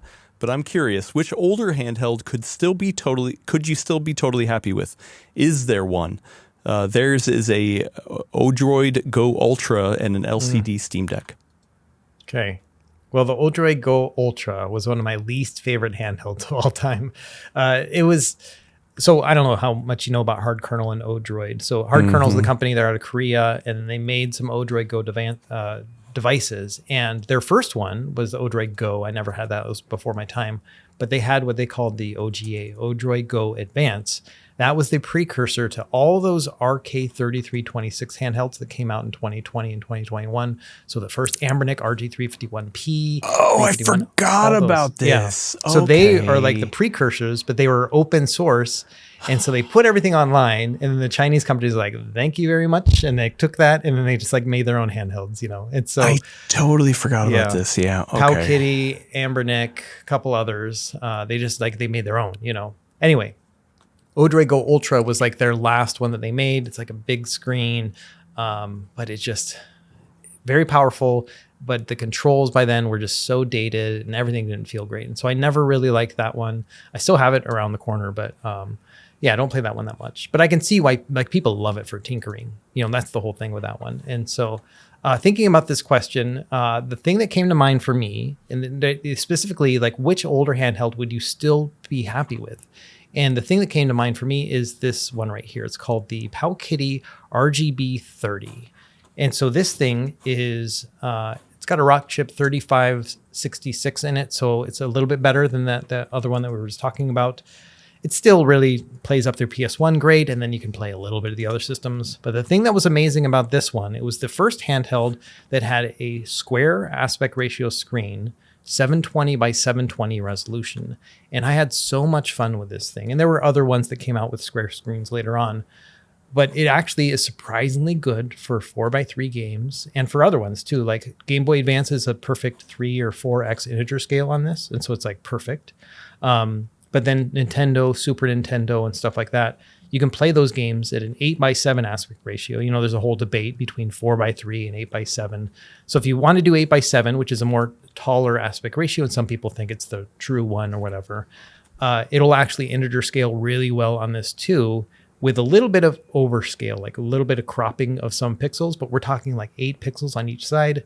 And even then, those pixels were generally just noise pixels that were not actually part of the game itself, because developers at the time were like, we need to bring things more centered, because CRT TVs would often have bezels on them, like actual physical bezels on them. And so this is like a perfect retro gaming, like integer scaling handheld. It was around $90 at the time. It's probably around that same price now, even though Powkiddy now is like out of business. So you have to get it from like a third party seller, that kind of thing. Anyway, that's probably maybe 3 years old now, and really great handheld just for retro gaming. It's one of those where I pick it up and I'm like, man, this is so fun. So many flaws though. Like battery wouldn't charge right. The controls were kind of loose. I made videos like showing how to fix some of that stuff. That's how much I loved it. But that's my choice. What about a bigger handheld? Like if you had maybe one emulation device and one PC gaming device? Yeah, PC gaming, I use Steam Deck. I mean, let's be honest. Like the LCD, you'd be happy with the LCD still? I would if mine worked. So I don't know if I've talked about this, but like my LCD screen doesn't work. So really? I can plug it in and I can get video out, and I can do that. I could use it as a docked Steam Deck, but the screen just doesn't turn on.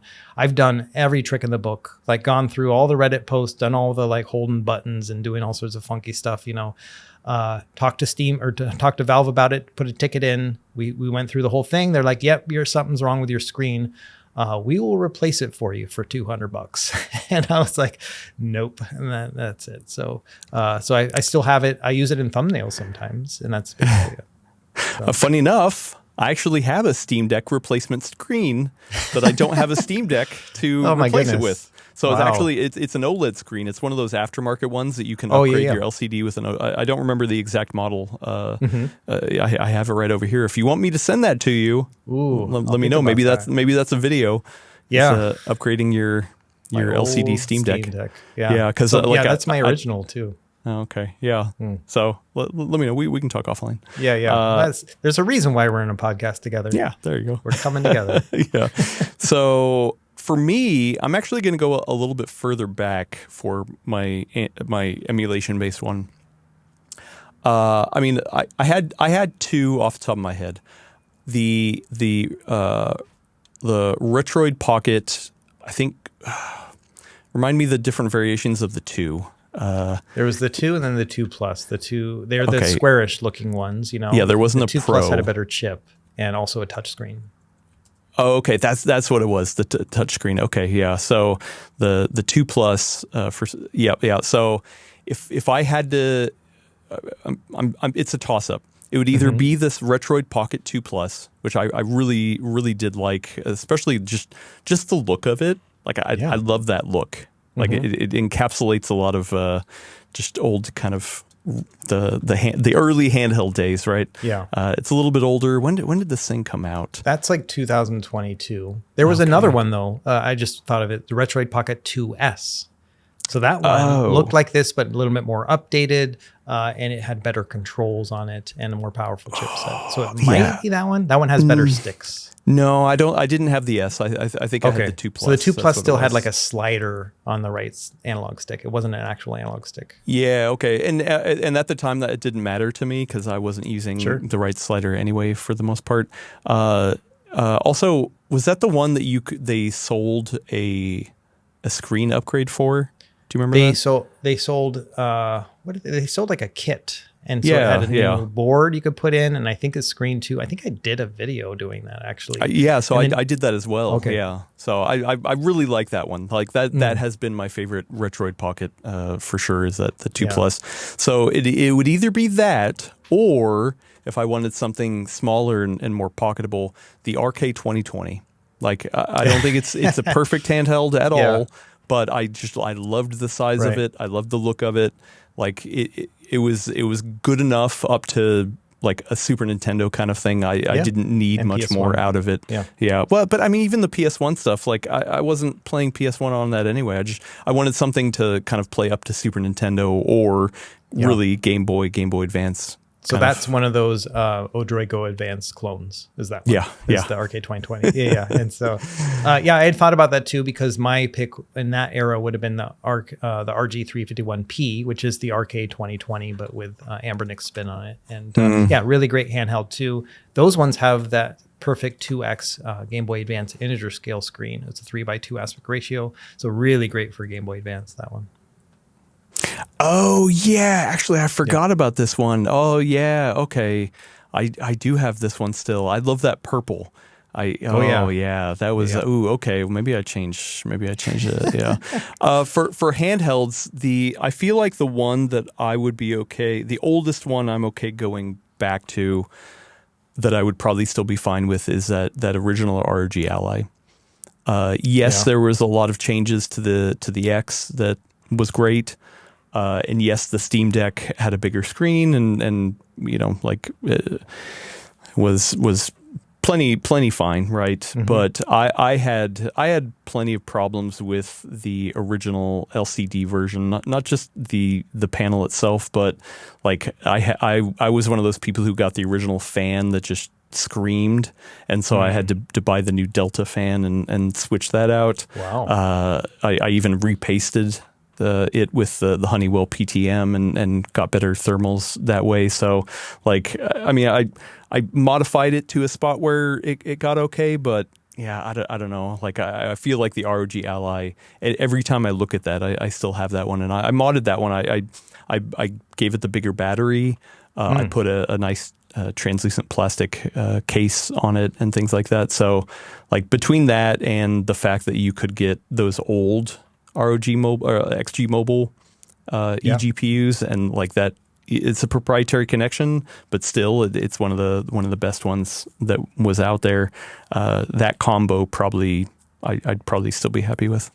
Yeah, no, it's super good handheld. And I think we've talked about it before, but it's like a sleeper hit. You know, when you think about it today, where it's like, man, a lot of people talk about getting the LAX or whatever, but that one still, like, I don't know, I think it brought me more joy than the LAX, even though at the time I was like, LAX is so much better. That 80 watt hour battery finally solves the issue with the battery life on it, you know, but I mean, it's quieter. In hindsight, I really like that white one, you know. And same thing, like I keep that one around. I've got that XG mobile as well. If I didn't have the mobile setup that I have already, I would probably still be back on that old one. It was great. Yeah. Okay. Cool. Great question. Great thought. I'm hoping people get in the chat and talk about the things that they'd be happy with, because that'd be fun. I am going to get to one last one here, and it's coming from Matthias. I've heard you say that Russ, I've heard you say that it takes you 40 hours of work to make a review video. I swear in the past you've put out 3 videos in 1 week, with 2 out of the 3 being review videos. Does this mean you are putting in 80 to 100 hour work weeks for this channel? And on top of this, you are now part of 2 weekly podcasts? I'd be interested to hear more about the hard work and the time it takes behind the scenes to be a popular creator. Oh, man. Let me do some math really quick. So, yeah, so I'd say on average, I am working 80 hours a week, easy. Probably more than that, just doing a little bit of looking at it. Work for me also includes like sitting in the computer and like, you know, editing or like, you know, just focusing on stuff like that. So it's like I'm not like in the trenches, you know, all that time. But testing, you know, so I got to do a lot of testing for a review video, make sure everything's working. What my usual flow would be is that I get a handheld in, I take it home, I get it loaded up, and then I just play through all the systems, usually while like watching a movie. And I'm full, it's work, and I am like relaxing, you know. And then I do a bunch of save states as I'm doing all that, right? So I'm saving all these spots as I get further and further into these games. And then the next day I'll go into the studio and then spend like a 12-hour day recording footage over and over again of me like testing everything out, you know. So there's a lot of work there. 40 hours to make a review video is still somewhat accurate. It's a little bit, I'm more efficient now. So about 30-ish hours now for a lot of reviews. You know, if you're watching my videos, you can see like my hands and then I'm talking at the same time. It used to be that I recorded those two things separately, that I would record a bunch of footage and then I would talk over that after I'd edited it all together. I didn't like the flow of that. It was hard to time things together and stuff. And so that's when I created a dual camera setup where I've got like the camera that I'm looking at and then the camera top down. It's like that room that I'm in when I'm recording, it is like a feat. It's like a marvel that I can get both of those showing at the same time. Plus I'm reviewing things that have a screen on them. So it's like reflections everywhere, you know, like I've had to work through all that stuff. So that's what I'm recording all of that at once now, which does cut into my time a lot. So that has given me more time to do these videos. And so I often, about 80 hours a day. I do take Sundays off for the most part. And then because I've gotten more efficient at it, that was one of the reasons why like Adam and I were like, okay, let's do another podcast. Like Nerd Nest for me has always been just a kind of way to get away, you know? And then this is like, I have enough bandwidth to now do 2 podcasts. And so these aren't work to me. You know, a podcast is just like fun, you know? And so, and so that's kind of how it works for me. And I do break it all up. So I try not to do more than 1 review a week because it's exhausting, you know. And same thing with tutorials, like a full-on starter guide, like my 2-hour Thor one that I did last week or the week before. Dude, like that is it's a feature-length movie. Yeah, it's so much work. Like it's just and so it's one of those where I kind of break them up. I'm like, all right. I used to do more like button mods and like, hey, you know, let's fix the screen on this thing, you know, stuff like that. But the views per work ratio is not really worth it for those, I found. And so often I will just inject that into a different video. Like, hey, and if you want to fix the buttons, this is how you do it in 5 minutes, you know? So some of those easier videos I'm not really covering and I'm embedding them into other videos now. And so, it's just how it is. And I work a lot but the work is not work. I'm not sweating while I'm testing some of these games. I'm enjoying my life. So. Yeah. I mean, it's still a lot. I don't want you to get burnt out, Russ. I feel like that's one of the biggest things that I always worry about some of my favorite creators is that they'll end up burning themselves out, and then I don't get to watch them again. So I'm pretty good at I'm at that aspect as far as like taking a break when I need to. You have to also remember, before I was doing this stuff, I was a Master Chief in the Navy and a cookbook author at the same time. Like I was doing both of those, and so it's like.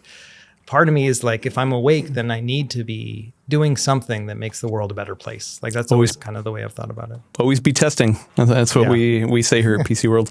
I mean, that's the thing. I actually do think that a lot of the people in our space are just hustle kind of people anyway, right? Like you kind of have to be. You have to love what you do, and have a mission that you're going for to really even get a chance to make it. Like there are people who are able to make it, maybe off of, some charisma, or other situations or something like that. But like if I feel like what you have built up, Russ, and what I appreciate about you is that you have built something through hard work. You have not taken any shortcuts to get where you're at. You're putting the work in. You're actually offering people really good information, and you're doing it in your own kind of way, and like I think that's awesome. So I appreciate that. Yeah, hats off to you. I mean, to be fair too, though, like when I go on vacation, I go on vacation. Like I've got a whole schedule. Like it's like exhausting. My wife's the same way, thankfully. And so we're just like, we got everything kind of figured out, and we're adaptable too. It's not like we're regimented, but we've taken other people on vacations with us, and they're like, we're never going with you again. Okay, well, it sounds like we are sore, and it sounds like we wouldn't be good on vacation. Like I've had family members in the past who are like have like actual schedules and like, okay, we're going to be here for 2 hours and then we got to get over here. Are you like that as well? We usually have a list of things to do that day, but we don't put in timing like that. Oh, okay. Well, that's good. Okay. Right. Yeah. But we're definitely go-getters though. Yeah. No, it's good. I appreciate it. All right, cool. So one last thing before we get out of here, Russ, I want to hear a weekly check-in for your Symphony of the Night playing, which we talked a little bit about earlier today before the show. Yeah. But I want to do an official check-in here because you've stuck with it, which I appreciate.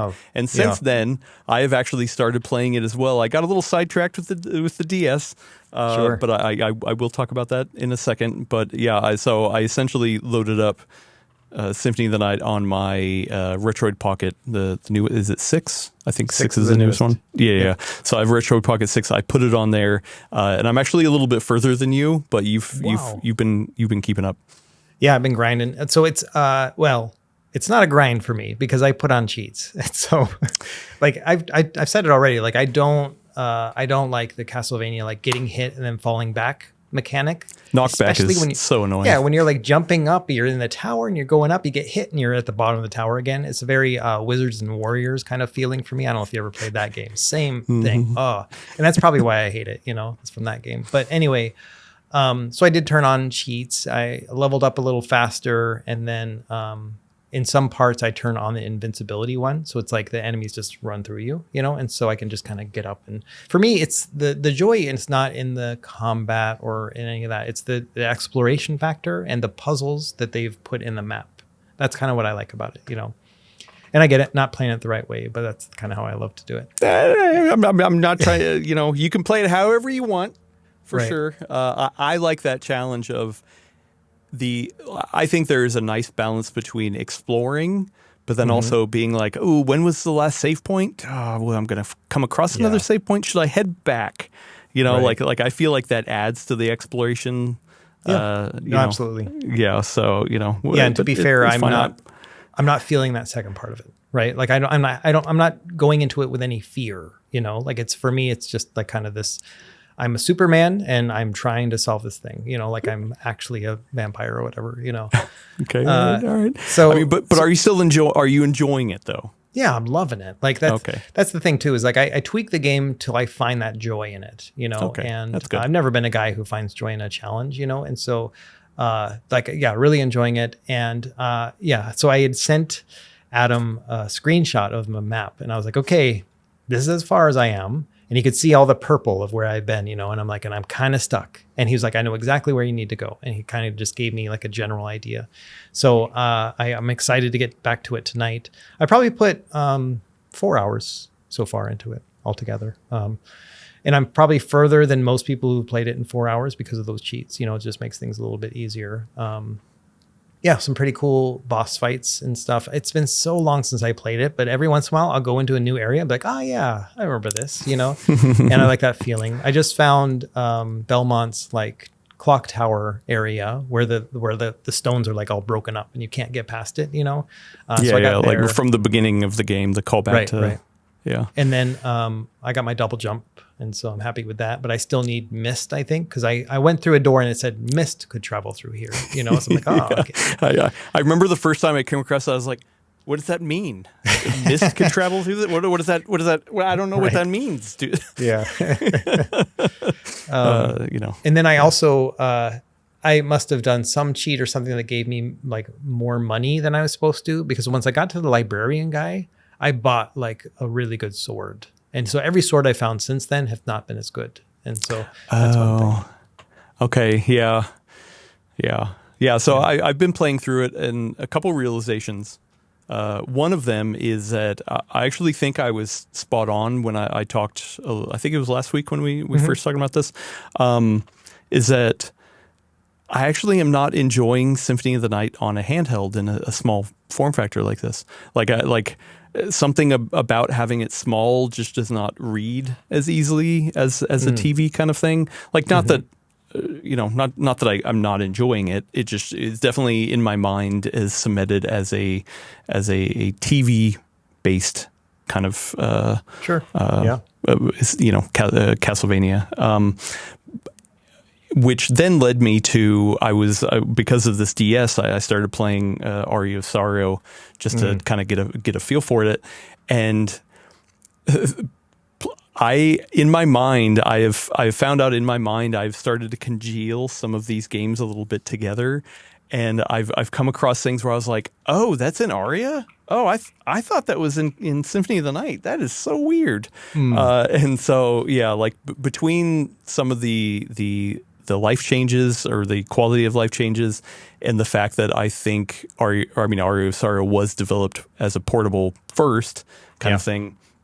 I actually, if you bounce off Symphony of the Night or if you finish it or whatever, like I would really be curious to hear you go on to one of the handheld based ones, whether it's a GBA or a DS one, because like I think it definitely reads as a different experience. It just feels different. It feels more portable. I don't know how to quantify it necessarily. That makes sense to me. I think, same with the Metroid games, like the Metroid handheld games feel the best on a handheld compared to like Zero Mission, right? Which is kind of the same as the NES game. And I play Zero Mission all the time, not necessarily because of the quality of life things that they added, but then also just the aspect ratio and everything else just is better fitting on a lot of the handhelds that I play on.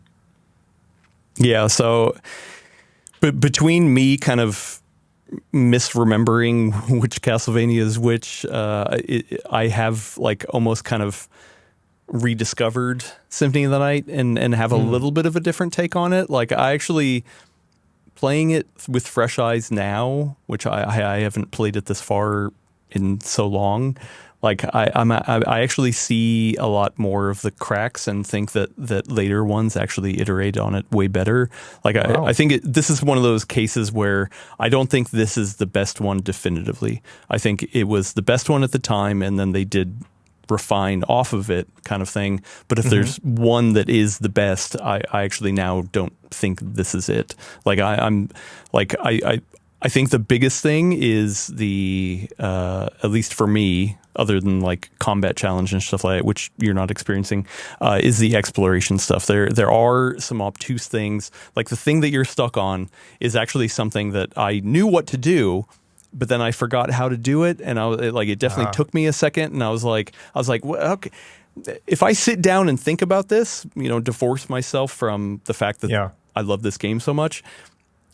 How did you come up with that? That just wasn't. I don't think that's good game design. Right. It doesn't kind of make any sense other than just to be punishing or obtuse in some different ways. So it's been interesting to see it with fresh eyes for sure. I still love it. It is still one of my favorite games of all time. There's certain areas where I'm like, oh wow, I did this area multiple times to either grind. Oh, do you remember that long hallway that has like the big four-legged thing that has the lady at the end of the tail, like, kind of like a snake looking, Snake So there's a rare drop, and I don't remember what it is now because it's been so long. But that thing dropped something really rare that I remember just going in and out of that room to the first one and just doing that for who knows how long, just like hours, just trying to get that drop, grinding that that over and over again, kind of thing. So like there's parts of that game that I'm just like, oh, okay, I remember this section because I did a lot of that, and then there are other parts that I just kind of have either forgotten or thought existed in a different game or something like that. So it's been fun. I want to hold with it. I want to. You remember what happens, right? The other. No, I don't like. I'm at a part where I kind of don't remember story wise. Like I remember seeing the girl and stuff, and like. I mean, but you beat the game. I beat it once, but it's been 20 years, and I don't spend a lot of time thinking about the ending of this game. So I forgot. Yeah, well, I mean, but there's something after the end, right? Right. Yeah, I remember that. Okay. I remember. I don't think I did. I did a little bit of that after, but I think that's when I fell off. You know what I mean? Oh, okay. So I don't think I ever got a final yeah. ending. So, okay, because I actually have known people that had no idea that there was a whole nother castle. Gotcha. I'm not. I mean, whatever. Spoilers for a really old game, but I remember like at the time being like, "Wait, hold on. There's a whole nother castle. What?" Yeah, and there's people that I've met that are like, "Wait, there's a whole nother castle." And so like, I don't know if I'll go through and beat the second castle. Maybe. I hope. I kind of want to because once again, it's been a long time since I've done it. But I want to stick with it. But yeah. It's been fun for us to do this together. Maybe we'll continue to push each other forward. My last question: have you been listening to the music? I have. Yeah. Okay, so I have been listening to it. Yeah, because you kind of admonished me last episode, and I was like, all right, I need to be, and especially like I don't want to miss out any of the voice dialogues. It's just so good so and cheesy. Bad, you know. And so I've definitely been turning it with the volume on, and it's been really good. Yeah, and especially because I'm not being hurt anymore in certain spots, so I don't have to hear that sound of me getting hurt, and that's like the thing I didn't like, you know. And so God, I'm so picky. Well, it's fine. To each their own. But like especially when you go underground and there's just like the I'm cavern. Not good at, like the cavernous kind of feel, and it's just it has it's just dripping with atmosphere. I love it. Some of the later Castlevanias feel like they go a little bit too over the top, and actually, funny enough, I don't like Bloodstained.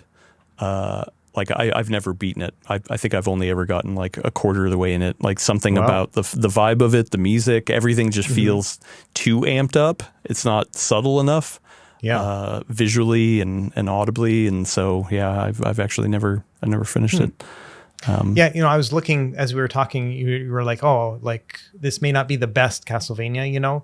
And then I was like, well, what other ones are there, you know? And so I know like there's a lot. Story of Sorrow, Dawn of Sorrow, Curse of, like Portrait of Ruin. I remember that one, Order of Ecclesia. But there's kind of a gap after that, you know? Like there's not much. There's like Lords of Shadow games, you know? But the next one, I think maybe kind of that return to form. We'll see how that plays out. The Belmont's Curse, which is coming out this year. I don't know. Now that I'm starting to think about it, I'm like, I might be more excited about this game than I first was, you know, because I didn't realize it's been such a gap, almost 20-ish years since a kind of a explorative Castlevania game like this, you know. I mean, there's a lot of like even though there's been a gap in Castlevania specifically, there's been such a resurgence of this kind of Metroidvania games. Anyway, we should wrap it up. Sure. This episode's been going on long, but that's our weekly Castlevania check-in. Maybe this is a new segment, and I'll get to you to replay all of them. I do really think if I had to pick one, I think Aria of Sorrow is probably the best one. Okay.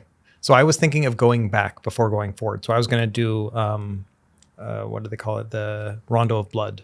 Oh. Just because I'm kind of in the feeling of that one, and then I know it's a kind of a different style game, but I'm like, I kind of want to stay in this world, this 1990s world before jumping into the handheld one. So that's probably my plan. I mean, of the older style, like non-exploration ones, I actually really have a soft spot for Bloodlines. It's probably a controversial take, but I really like Bloodlines. Interesting. It does some really weird stuff. But anyway. Okay. So let's wrap it up, Russ. Rest up, get a massage, drink some water, get hydrated. Electrolytes. There we go. That's always good. Rest up because we have another leg of our journey waiting for us next week. If you want to watch the video version, you can go over to YouTube and find us at the Full Nerd Network, along with other podcasts that are part of the PCWorld stable of podcasts. We got the Full Nerd podcast, where we talk about DIY desktop building news. We talk about we've got Dual Boot Diaries, where we're exploring the world of Linux, and we got Expedition Handheld. Also, the video version continues to be over on Spotify.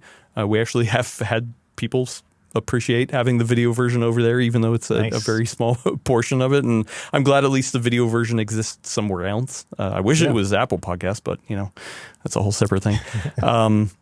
But if you don't want to watch us, that's okay. The audio RSS feed is still going out to all the feeds out there, and nobody has told me that we're missing out on some platform. But if we are, let me know.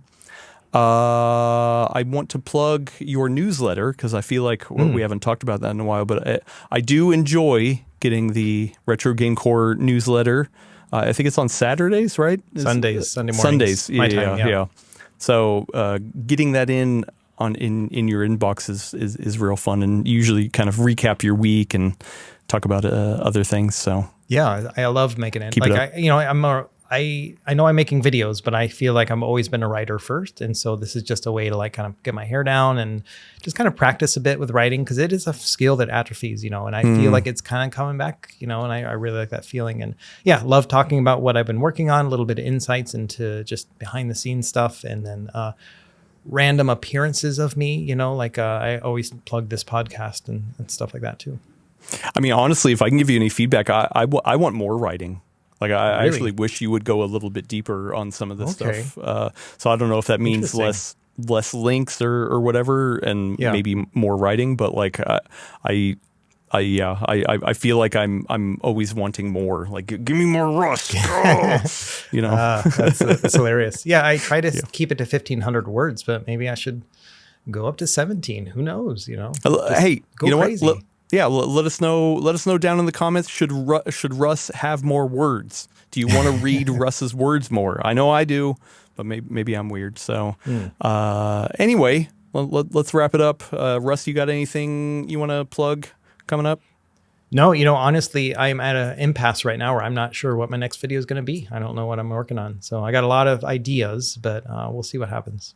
Maybe you'll switch out your screen on your original Steam Deck. Oh, Steam Deck. Yeah, that's true. Yeah, there you go. Revisit. Okay. And I'm going to have a video hopefully up of that Gigabyte RSE GPU that we just talked about, hopefully by the end of next week, nice. by the time this next episode is up.